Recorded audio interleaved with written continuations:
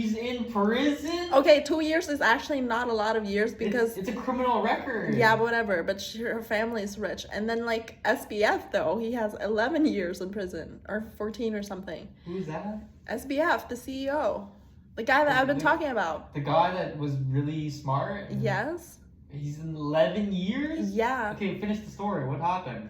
So then SBF decided to save his girlfriend, that woman, by the way, because she decided to make a very highly leveraged bet on crypto, and the market is very volatile, and then it went the opposite direction than she thought. So she actually lost like $2 or $4 billion or something in one trade. What? So what ended up happening was that he took money from the FTX exchange, and then he funneled that money without his client's consent. Because at this point, it was like an established exchange, right? So this money went into the hedge fund to give to Caroline so that she can make trades and make this money back. And before they could make the money back, he pissed off the Binance CEO, CZ, which is a competitor of FTX. Because what Sam Bankman-Fried at the time was also doing is that he's doing all this like fanciful, expensive marketing campaign where he goes around and like lobby government officials so that he is the only one that gets like regulated, whereas like to shit with all his competitors. And he, like CZ found out that they were doing shady shit, and he was pissed. So he decided to tweet. This was only one tweet that started all of this, by the way. He tweeted that FTX is not doing like well, like something along those lines, and everyone panicked, and like people were trying to like take money out of FTX, and guess what?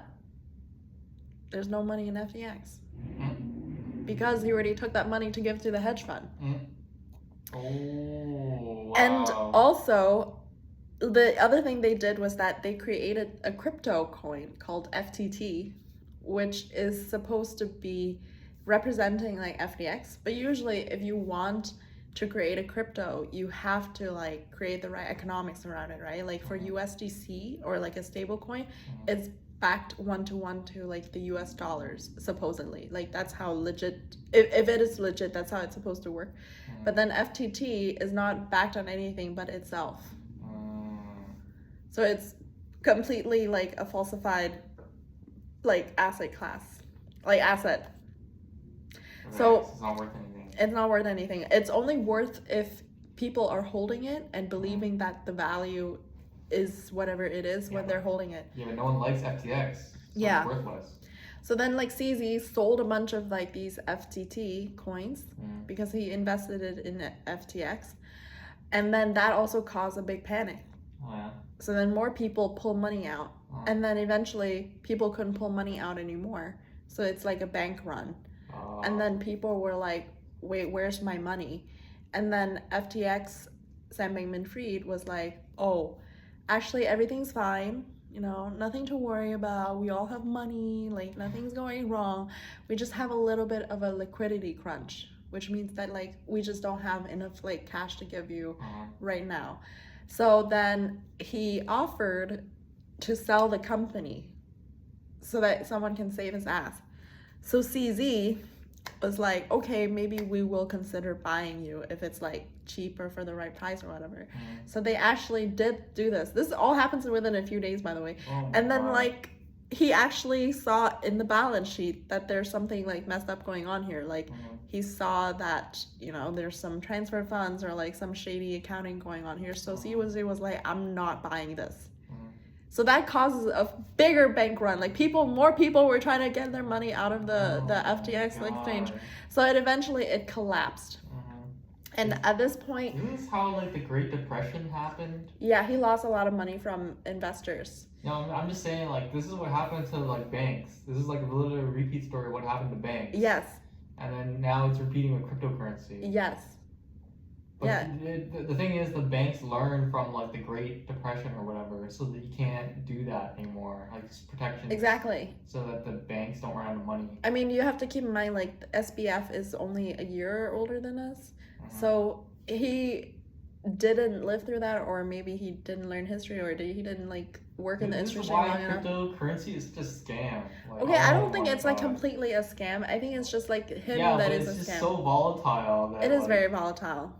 Like, the fact that so everyone who lost their money from FTX, did they get their money back at the end?